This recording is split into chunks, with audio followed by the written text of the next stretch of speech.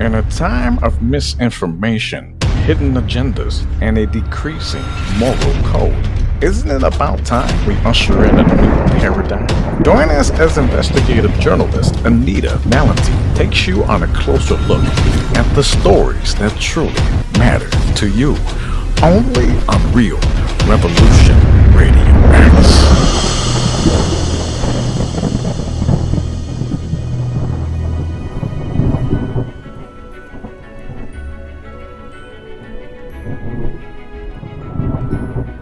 Hello and good morning, everyone. Welcome to Real Revolution Radio, our commentary series. I'm your host and producer, Anita Valentin.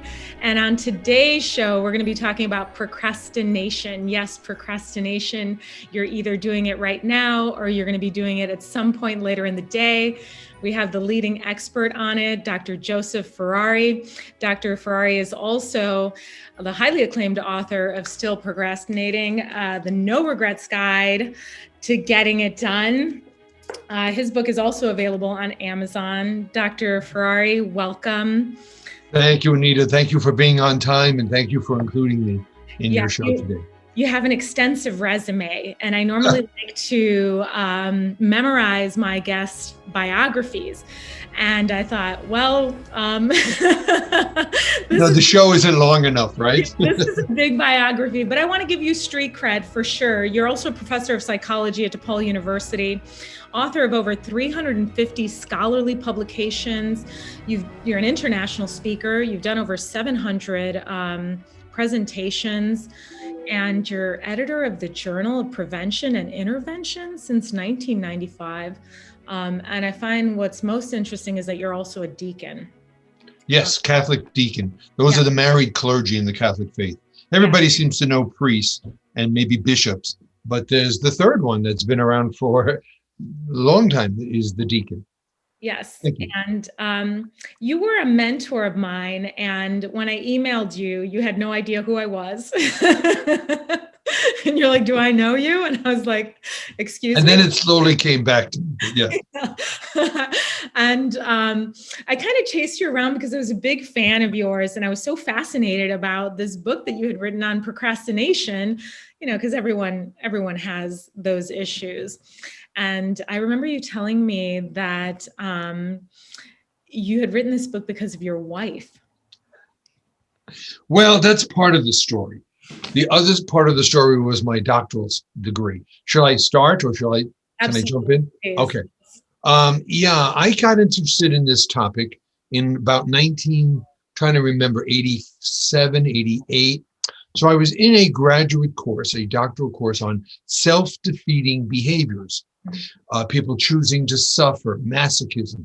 The professor was a social psychologist, but she was retooling for clinical psych, and she was covering all these things. And so I don't remember where it came from, but out of nowhere, I raised my hand and I say, is procrastination a self-handicapping strategy? And she says, yes. And then I followed her. I go, well, can you talk a little bit about that? And she says, I don't know, but I'm sure someone's done this study. So this is the 80s when we didn't have the internet. So I open my notebook. In the back, I write down procrastination. And after class, I go to the library to look it up. And I found practically nothing on the topic. There was a few articles on writer's block, but that's not the same. There was a few articles on career indecision, but that's not the same. And as a social psychologist, I really wanted to understand what are the causes, what are the consequences of this tendency called procrastination. So it was, there's a notion in graduate school for those who are listeners in terms of that. Your advisors will tell you, you can do research that everybody else is doing and join the bandwagon, and that's fine. Or you can go off into something that nobody else is doing and really become synonymous or linked to that concept. I like that idea. The difficulty with that is you don't have anybody to rely on. You can't say, well, this person says, here's this theory, because there isn't any. But for me, everything I published in the 90s and then 2000 was new. There was nobody doing research. Mm-hmm. Today, there's a lot of people doing research. So that's the personal reason you mentioned. But the professional reason was that I really liked the idea of going into areas that others have not done. My newest area now is looking at clutter and what impact does clutter have? Home clutter, office clutter. Now we're looking at digital clutter in terms of what that does on people's lives. So I like to go into topics that people haven't done, try to get people. There's a lot more interest now in the area of procrastination. But Anita, there's still a misperception. And it still bothers me after 40 years, 30 years, whatever that is, do the math, because people still see procrastination as time management, delaying, waiting, maybe being lazy. And it has nothing to do with that. My first book in 95, it's a scholarly book, said procrastination and task avoidance. That's what procrastination is. You're strategically, purposely delaying the start or the completing of a task, and it's irrational. And you don't like it. You don't feel good about it. So putting something off is not the same as procrastination, because I just want to add to something you said. Everybody procrastinates, but not everyone is a procrastinator. We know that 20% of women and men, there's no gender difference, are chronic procrastinators. That means they do it at home, at school, at work, in relationships. This is their lifestyle. All right. And that's maladaptive. They miss out. They can't succeed in terms of things. And people say 20%? That's all? I thought it'd be higher. Well, that's higher than depression, phobia, panic attacks, alcoholism, substance abuse. And yet all of those we take very seriously. And we think procrastination is just frivolous. And it's not. It's not a time management issue. But I'll stop there to let you move on, because I can talk about this for Well, you have an interesting section in the book that I was interesting in talking about a little bit about the role of irrationality. And you're quoting Dr. Steele and says, adds to the equation that people who intend to procrastinate and delay are making irrational decisions to not follow through and not finish what they want to do. What I found really interesting, and I've talked to people about this and they never consider this, and very few what a maladaptive behavior is. I talk to writers. I have writers groups and I coach writers, and they found that really fascinating because, usually you associate procrastination sometimes with perfectionism. They're right along the same kind of line sometimes, because perfectionism can hold you up and you want everything to be, so perfect before you get it done. And what I thought, and some people took it as it was a bit harsh, because you've got procrastination is someone's failure to regulate aspects of herself or himself. And I wanted to see if we could tie it into like social economic backgrounds. Well, you've said, okay, that's another, okay. So now you've said several things that I just feel like I want to tap on. The notion of procrastination and perfectionism. Let's talk about that. You will hear procrastinators say, oh, I'm not a procrastinator. I'm a perfectionist. And unless it's perfect, I'm not going to give it to you because I don't want to waste your time. I want to give you the best thing, but I'm not a procrastinator. A rose is a rose is a rose. And so we've looked at the relationship of procrastination and perfectionism. Those concepts correlate, they relate, they are separate, but they correlate. So let me give you, let me go through quick studies. I had a 1-year teaching position, faculty position in the CUNY system, City University of New York, at Baruch College in Manhattan.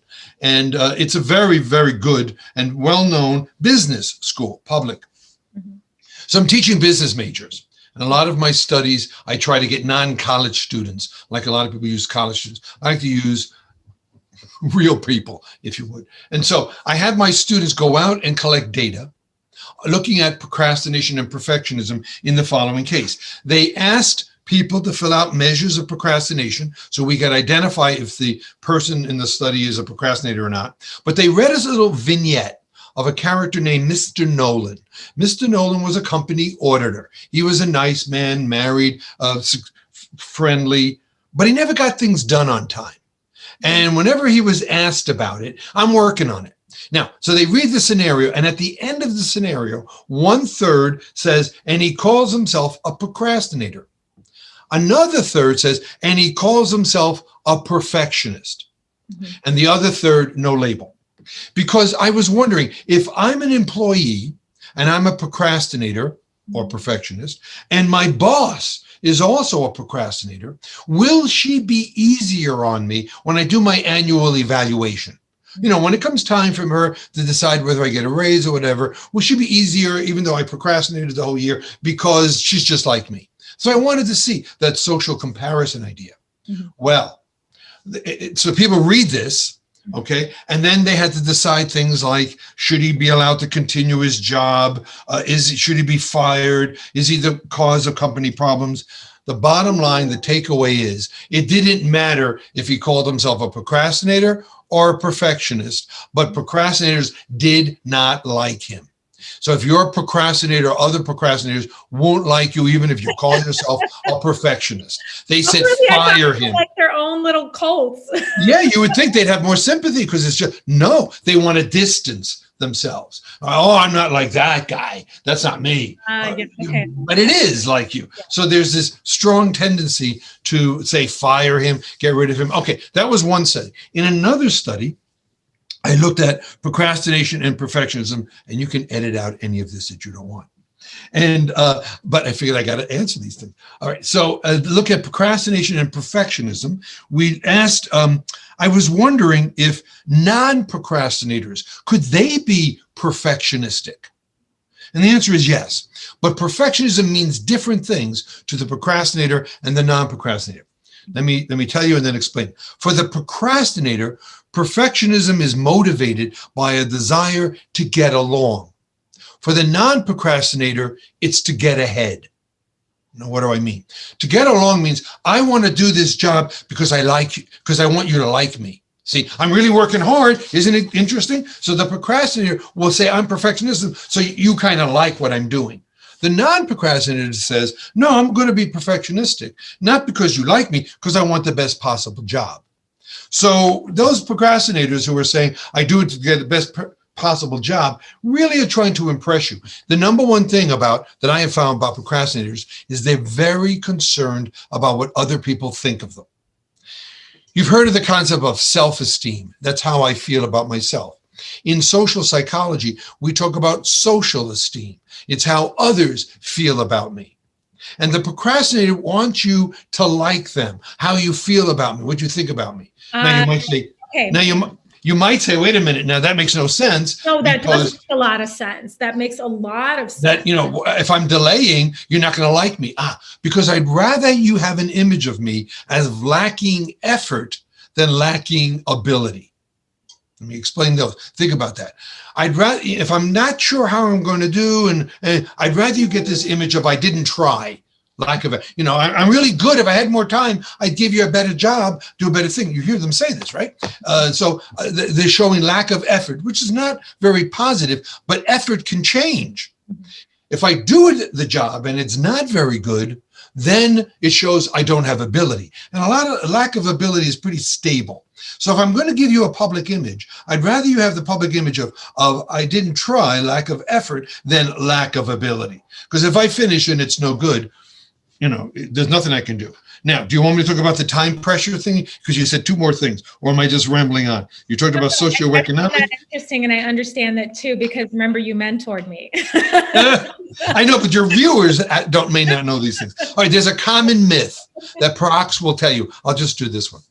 There's a common myth that Procs will say, I call them Procs, that, I work best under pressure. Mm-hmm. That's why you mentioned before that writers are big procrastinators. Yeah, I get so many of these reporters. Can I interview you? When's the story? Later today. Mm-hmm. I'm sorry, I'm busy. Well, you don't understand. The best was the New York Times, but we won't talk about that story. But anyway, this notion of time pressure, that I work best under pressure. So I brought it into the lab at DePaul University. I had my research team. We studied what happens to procrastinators. How well do they do when they're under time pressures? So in 2 experiments, these weren't just surveys. We actually manipulated things. They did poorer. They didn't score as well. They made a lot more errors than non-procrastinators. Mm-hmm. So this notion I work best under pressure is a myth. You don't work best under pressure. You think you do. Now, your listeners are going to say, wait a minute, I remember the time, Ferrari, you don't know what you're talking about, when I waited and this paid off. And I say, yeah, now when was that? Well, that was about 8 years ago. Oh, okay. And look at all the time since that you failed. All right. So of course, life isn't always 100% going to be one way or the other. The big problem is failure, but I want you to go further before I keep rambling on. And you may have something to say. Yeah, I just wondered, so in essence, you're saying it's kind of like a self-sabotage. Yes, it is. Yeah. Yes, so procrastination is a self-sabotaging strategy. All right, I have something else I can blame that's not me, because I want you to remember that social esteem factor. I want you to like me, so I want to blame it on something else that's not me. It's not me, but because this got in the way. I would have met your deadline, but if this hadn't happened, or that hadn't happened, or if this didn't happen, and people give fraudulent excuses quite often. Do you know what that means? What's another word for a fraudulent excuse? Well, I think that it's just something that, people are faking within themselves. Yeah, what do we call it? It's 3 letters. I'm trying to be politically correct. Another word for a fraudulent excuse is a what? Well, you can say it because this is Real Radio Revolution. So it's a lie. Lie. And a lie is not politically correct. So we'd like to say, oh, that's a fraudulent excuse. Oh, that's very interesting. But do people really know they're lying? People are lying. Oh, yeah. Just give you one example.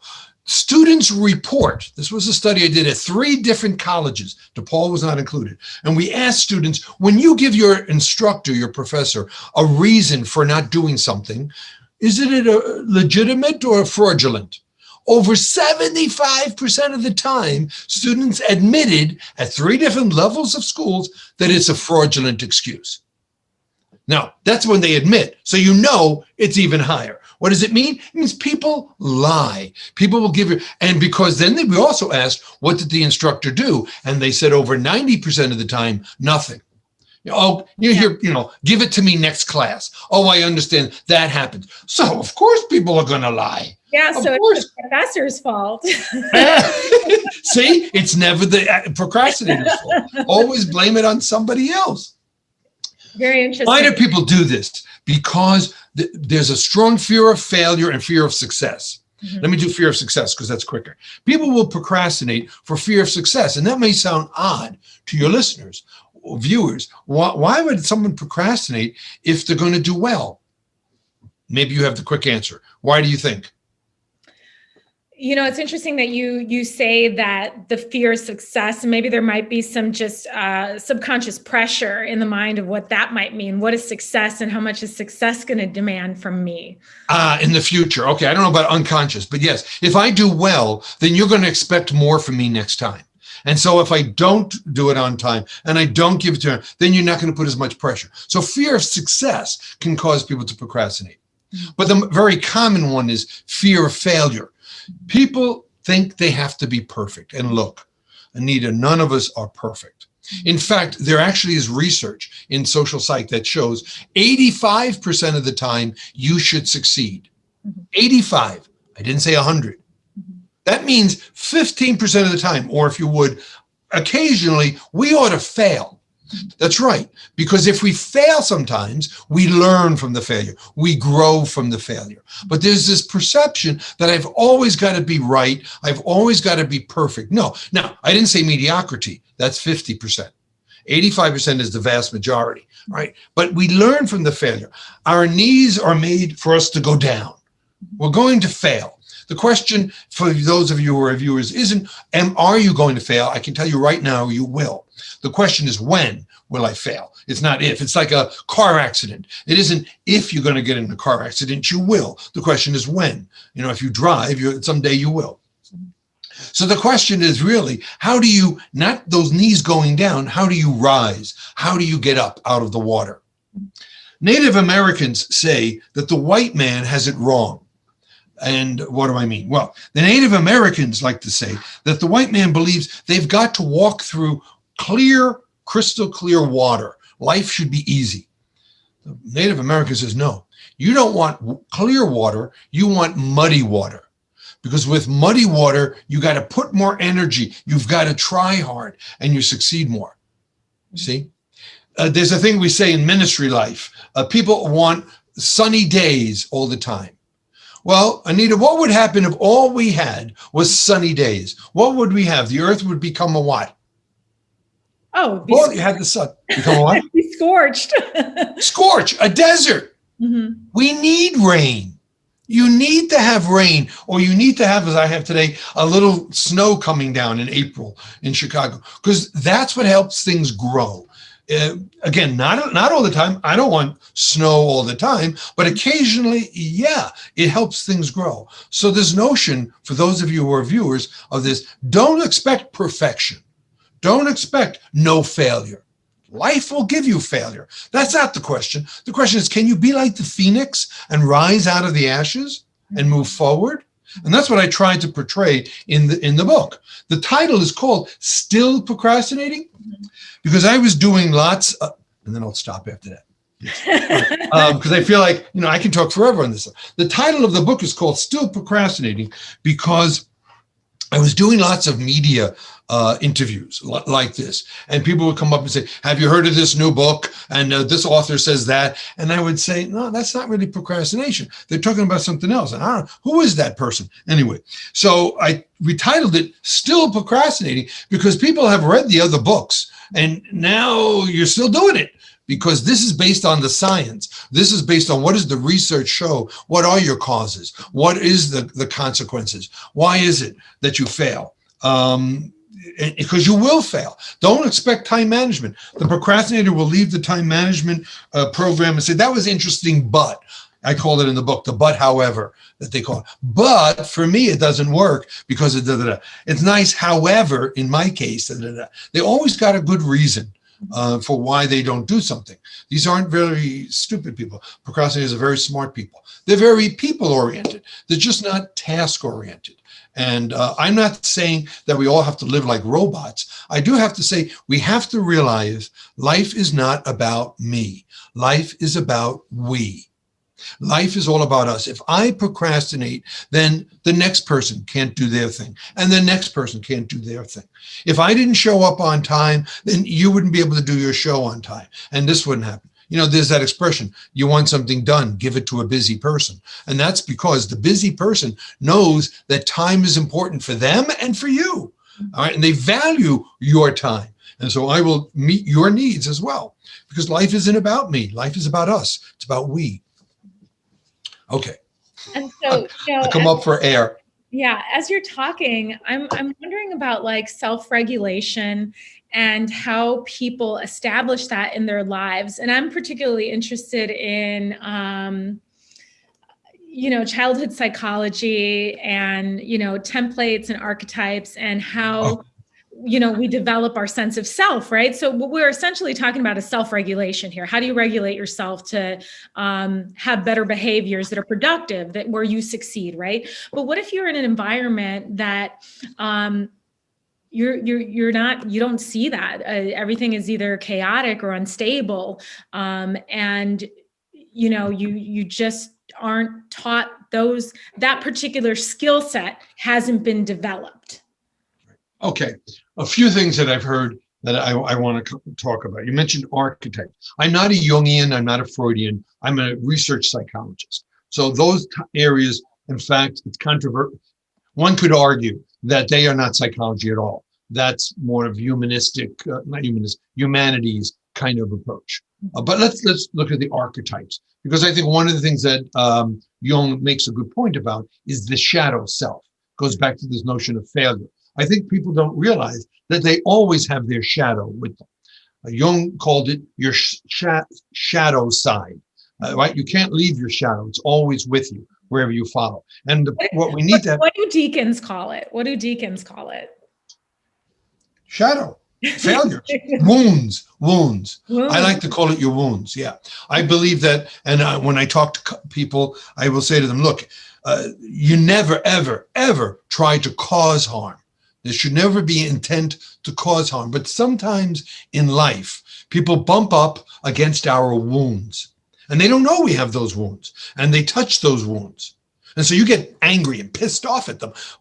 And they're like, what? right? Because they don't understand. So never purposely cause harm, but ask yourself, is this person just touching against my wound, or are they exploring my shadow side, if you would? Are they now into that thing that I have yet to embrace, that I have yet to accept, that is part of me? And that's, Jung makes a good point, and clinical psychologists would agree with that kind of notion, that we need to understand this is who we are. These are our warts and all, like they like to say. These are the characteristics. So I think, I don't know how that ties into what you originally said, but in terms of we're all going back to like that self-regulation, that motivation. Oh yeah, so about self-regulation, there are several psychologists who do research on procrastination who say it's really all self-regulation failure. I don't necessarily know or agree that all procrastination is self-regulation failure, because they also believe it's a self-handicapping strategy. See, one of the problems with procrastination is you need to differentiate between procrastination behavior and procrastinators. But as I said earlier, everybody procrastinates. There may be something you do or don't do that you put off, but that doesn't make you a procrastinator. A procrastinator does it as their lifestyle, and it's maladaptive. And there's lots of regrets, as I talk about in the book. They miss things. You asked about a deacon. The Bible tells us that we live 70, 80 years if we're strong. So I say to people, yeah, if that's true, all right, make those 80, 70 years the best you can be. What's the matter? Yeah, you're going to fail in life, but you want to achieve, you want to do, you want to experience, you want to grow.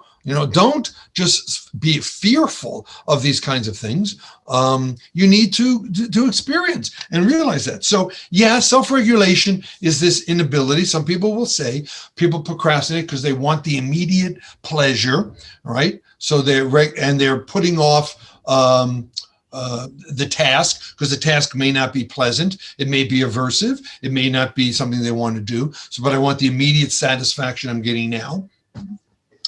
Actually, the term self-regulation is not new. Those who use that term, they really ought to go back to Walter Mischel's work from the 60s. He called it delay of gratification. That's really where it came from. They just packaged it in the 90s with the new name, self-regulation. But it really was a delay of gratification. And so that's what that. And the other thing you mentioned, as I made a note, was where is all this coming from? Okay, so we did some studies. Can I go about that? Where do people become? Yeah, of course. We want to know where it's coming from. We want to know. It comes from home. You learn it. There's no gene, no genetic gene that makes me a procrastinator. People will like to say, well, I'm just that way. I was born that way. That's poo-poo. You weren't born that way. You were shaped that way. You were made that way. And here's what we show. I have some studies, and I'll talk about some other studies that have been done, but not only my own. But we did some studies looking at the origins of procrastination, particularly in the home. So I had students pick up complete measures of procrastination and then have their parents complete measures of procrastination. And we found that who do you think makes kids become procrastinators? Mothers or fathers? And I know you read the book, but what do you think makes people procrastinators? Is it mommy or daddy? God, that sounds like it's so misogynistic, because if it's mommy. No, this time it's daddy. Dad gets off the hook. Yeah, I would think it's daddy. Daddy, he, couch surfs and he's the owner of the remote. Well, okay, no, he's also cold demanding. What we found was not just any kind of father, but the cold demanding, stern father who says, as long as you live under this roof, I said you do this. I don't want to hear any lip. Well, that causes a kid to grow up, boys and girls, become procrastinators. So yeah, what's interesting is we often blame mom, Freudians. You like to say it's mother did this. Not. In this case, it's daddy that caused it. And they reported in another study, procrastinators, a shallower relationship with dad, more conflict with dad, less of a deeper relationship with dad. That's fascinating. Wait a minute. Hold on. Let me just finish the other half. So in 2017, I hosted the 10th biennial meeting on the study of procrastination. Every 10 years, there's an international meeting on scholars coming together, believe it or not. Why do we do it every 2 years? Is it because you can't get to it? No, because we're also busy with other stuff. And I hosted in the US, first time in Chicago, second time in the US out of 20 years. And there was a researcher from, I think they were from California, who presented, and they looked at genetics and procrastination, following up what I did on surveys. They looked at identical twins. If there's a genetic basis to it, then if one kid is a procrastinator, so should the other twin. And they found no pattern. So this notion that I'm born this way, I made that way, it's just in my genes, is another one of those fraudulent excuses that Procs will say. Because if you learned it, you can unlearn it. If it's genetic, there's nothing you can do. But if you can unlearn, that means there's hope. You know, you're not alone. I want your listeners to realize 20%, that's a huge sample. And that's not just a US thing. I found that in all the countries, Canada, England, Australia, Spain, Peru, Venezuela, Italy, Poland, Austria, Ireland. We found it in Israel, Saudi Arabia. And now I have data in Japan and South Korea. So we're finding that it's pretty standard that people engage in this thing called procrastination. They purposely put off things. It's not time management, and because you cannot manage time, you can only manage yourself. Time management will never work. In fact, a meta-analysis study was shown that shows that that doesn't work. Okay, I covered a lot here. What else do you want to go You have through? so many students then that suffer from this, I would assume. And, you know. Oh yeah, sometimes I'll get people who will write to me, students, and say, I'd like to do research on procrastination with you because I'm a procrastinator. And I go, oh no, then no, thank you. We're never gonna get anything done. Thank you very much. That's not true. I've improved greatly. And you know, another thing is people have said that, you know, you talk negatively about procrastination all the time. There's never anything positive. Well, it isn't a positive lifestyle. I'd rather people think about making a difference in life. You know, we only go around once, so to speak. And so why procrastinate and that kind of stuff? And so I don't mean to shame. I don't mean to make anyone feel bad. That's not the purpose of this. In fact, I try to be very optimistic about it. I'm trying to show you this is not adaptive. Let's do things that are adaptive. Let's do things that are going to make a difference for other people and not only yourself. You know, so don't watch this. Those of you or listeners to this think that all he's saying is negative stuff and he's against it. No, I'm trying to show you that there's a better way and there are other ways. If you're part of the 20%, you will need a professional help because you're a good excuse maker and you'll get away with it. So I always tell people, find a good CBT, cognitive behavior therapist, someone that changed the way you think, that's the cognitive, and the way you act, behavior. I first say, start by reading the book. Then after you read the book, go find a good CBT person, not somebody who's going to want to teach you time management, not someone who says, let's talk about what happened with your mother and your father. That's fine. Move on from that. All right, let's talk about how am I going to enjoy life now and what can I do to make a difference now? But if you're the 80% who put off a task, then maybe things like this will be a good place to start. But if you're really finding yourself, you do this at home, at school, at work, relationships, this is your lifestyle, you're going to need somebody to walk with you. And there's nothing wrong with having somebody walk with you, the therapist. We all do that. If you have a toothache, you go to the dentist. If you've got a leaky faucet, you call a plumber. So why not I say, I need to be happier and I want to do this.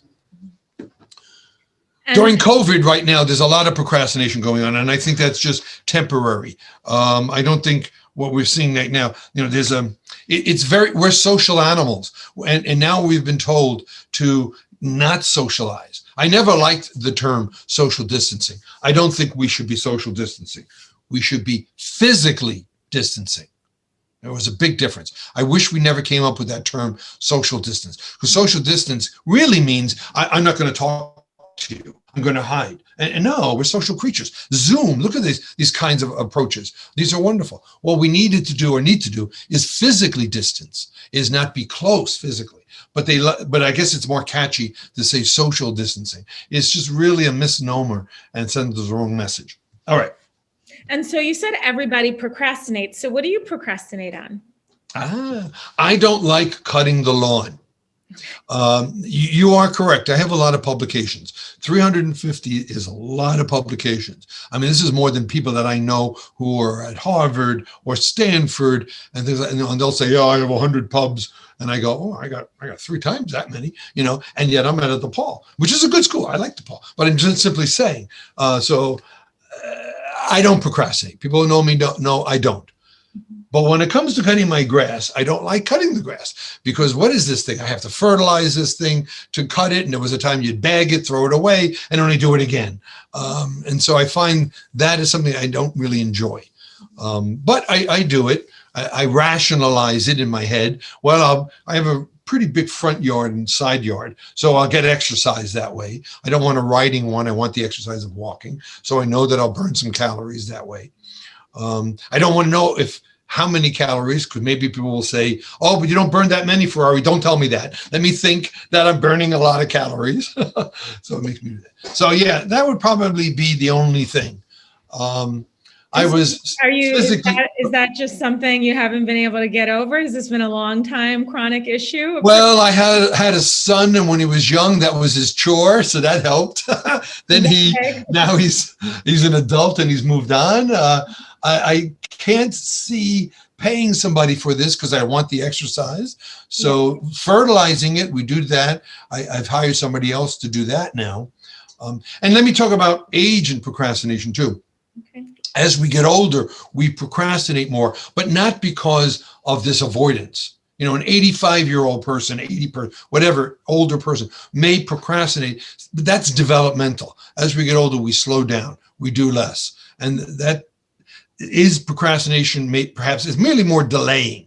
Delaying and waiting are not the same thing as procrastinating, because when you wait, when you delay, you often gather information, right? A good manager should delay before she takes action. She needs to gather all the pieces from her employees before I can decide. A good editor should not rush to get that issue out. I want to get the good stories out to put them together. So it looks like procrastinating. No, that's delaying. Nothing wrong with that. Mm-hmm. If the editor keeps going back and saying, "No, let's change the cover story again. Oh, I think we got to do another thing. Let's get another focus group before we decide what the company should do." Then it turns into that. So there's this tipping point, if you would, where you go beyond it and you're probably procrastinating. But I don't want your listeners, viewers, to think that just because they delayed to gather information, prioritizing is not procrastination. There's a guy selling a book now, and he calls it structured procrastination, where he's saying, take all the things you have to do and put them in order of importance and do those. That's called prioritizing. Just call it that. Don't give it a fancy name. If I have a dozen things to do, obviously 10, 11, and 12 got to wait. I'm doing 1, I'm doing 2, I'm doing 3. The real procrastinator has that dozen things to do, then takes the list and shuffles it and moves it around and makes another copy of the list. That's procrastinating. So there really is a difference. Go ahead. There's degrees of procrastination, right? So what if you're a moderate procrastinator? I don't know if there's such a thing as moderate. I think I don't support that concept. I would say maybe there's somebody who procrastinates in some particular thing.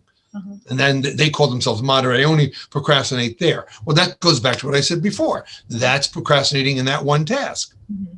We've been talking, by the way, about behavioral forms of procrastination. We've been talking about more behavioral, putting tasks off.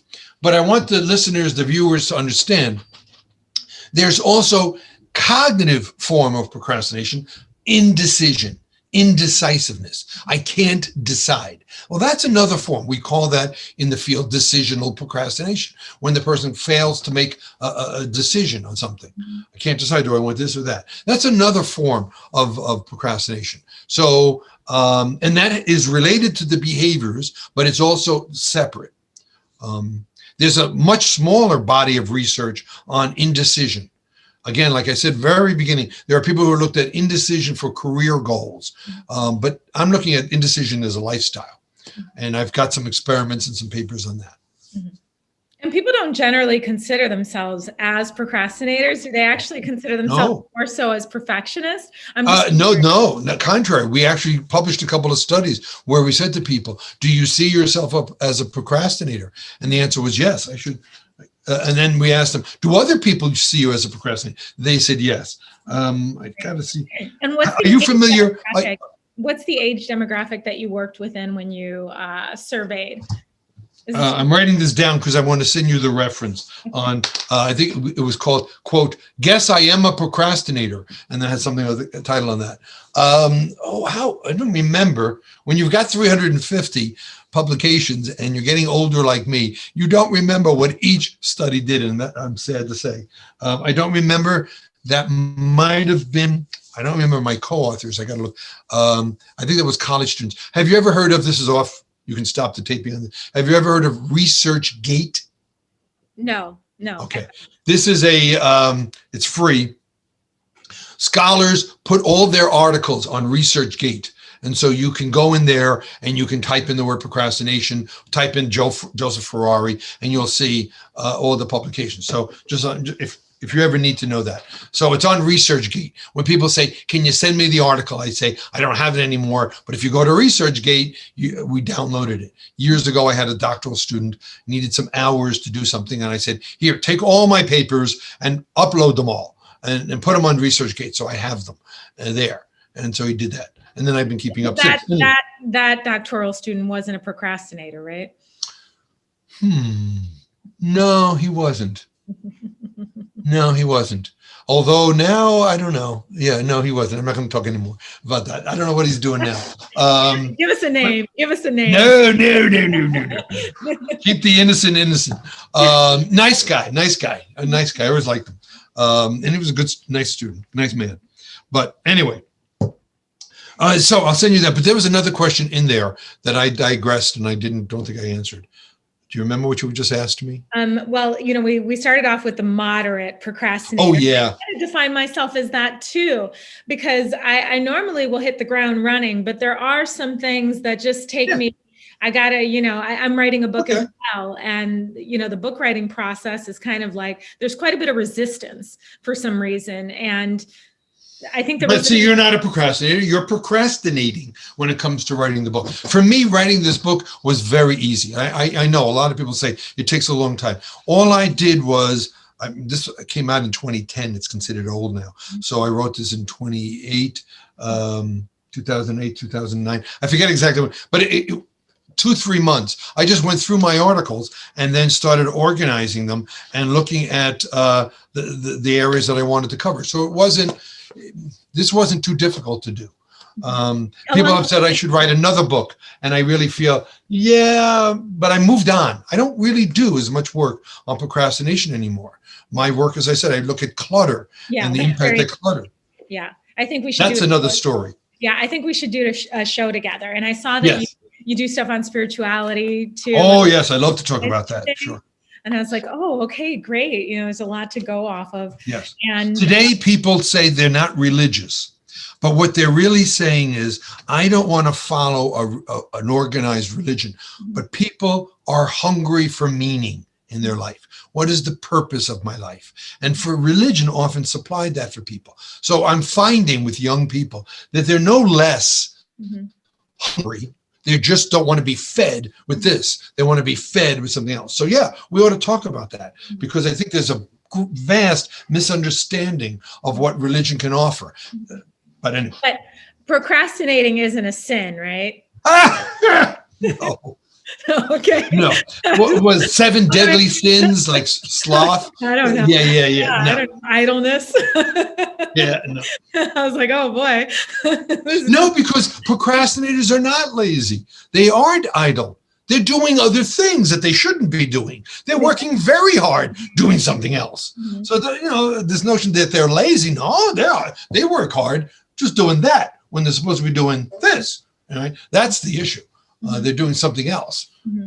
And so how do you bring that self-awareness? Let's say somebody, finds out who you are and they're so interested about, addressing their issues with procrastination, but they don't feel like they need professional psychological therapy. They just want A life coach. This sounds very familiar. Their insurance may not cover it. Yeah. And so, are there some basic steps that people can take to kind of help them along their journey of having, the least resistance and the things that they need to get done? Well, again, if they're 20%, none of the street corner philosophy, as they say, or as we used to say in the trade, any hints from Cosmo kind of thing on how to deal with these things isn't going to work. The people look for the quick and dirty. What do I have to do? But yeah, if procrastinators are, and I believe they are, very social esteem sensitive, they're very concerned about what others do. What you might want to do then is publicly post. There's an old technique that was designed in the 60s that people used to talk about, public posting. In the old days, if they studies were done, if you put something outside your office door that people could see, you were more likely to do whatever it said on your door. I'm going to work on this, all right, because it was public information. Well, now we live in this age of social media where people are posting everything. So I would suggest publicly post. Hi, friends. This is what I'm going to work on in the next 2 months. I have this book I've been trying to write, can't seem to get to it. I want to spend the next 2 months writing a chapter. And I'd like you at the end of every week, as many of you can, email me or post, whether I've been doing it or not. Follow me. Because when you've gone public, you're more likely to do the task. Mm-hmm. So one thing they can do is try to use some public posting for the task that they don't want to do. Yeah. Find a model who's very good at doing what they're supposed to do. And I don't want to give away all my techniques because then people won't buy the book. But another good one is to find a model. Let's say you're on a job and you notice that this person is a really good employee. They always get things done on time. The boss really is impressed with their production and the quality of their work. Well, talk to them privately and say, I want to know how you do it. Do you mind if I shadow you? You mind if I follow you for the next couple of months? See how you do this. And I know you like to go eat at this restaurant. I'll take you to the restaurant, order whatever you want there someday, if you let me do this. So there's got to be some incentive for the person. Mm-hmm. The big thing culturally, this will be the last one that I talk about here, is we've got to go back as a culture, as a people, as a nation. We've got to go back to give the early bird the worm. Remember that old cliche, the early bird gets the worm? Mm-hmm. Yeah, we don't do that anymore. Okay. We punish if you're late. We don't reward when people are early. And that's the problem. So we need some incentivizing is what you're saying. We need some incentivizing to get this done early. Okay. All right? Not because you did it on time. No, because you did it earlier than that. You did it on time. But we punish too much. You don't pay your credit card off, you get a fine. You don't pay your taxes on time, you get a fine. Yeah. You wait till the last minute to go Christmas shopping, you don't have as much choices. What we need to do instead is say, no, do it earlier. And we'll give you this thing. My wife and I, we pay our credit card bill off every month earlier. When I get the bill within a day or two, I pay it off. In our 36 years, I think if we were late 5 times, that was a lot. I don't get anything at the end of the year. I don't get, here's extra bonus points, thank you. But if I was late, it's 20%, late fee. Of course, they want you to be late. That's how they make their money. But we got to go back and give the early bird the worm as a culture to reward people. Yeah. All right. I think that's a great ending. Dr. Ferrari, it's been a privilege. Yes, it's been a privilege. It's so fun to talk to you, and you're such a seasoned professional. So it's easy. People can, the credibility is there. And thank you. Thank you so much. Well, I'm passionate about this because I want people to realize life's short and don't procrastinate, and we need to, as a culture, I know we're ending here, to think of prevention. That's a problem in our nation too. We do a lot of procrastination. Problems come up and now it's going to cost us more. If we had fixed that bridge or repaired that highway earlier, then we wouldn't be spending trillions. We might be spending billions or maybe just millions. This is the problem. We wait till problems escalate. And I'm a big person on prevention. That's why I'm a community psychologist. How do we do it earlier? But prevention is risky because it may not become a problem. Yeah. So yeah, it's been a pleasure educating people. Thank you for inviting me today. I hope we can do another show or two. Yeah, absolutely. I'm so excited about that. I really think the clutter would be really interesting, and definitely talks on spirituality. Sure. Yeah, so thank you very much, and a huge thank you to Awakening on Demand, Real Radio Revolution, the Binge Networks, and last but not least, a Smart TV. You've been watching Commentary.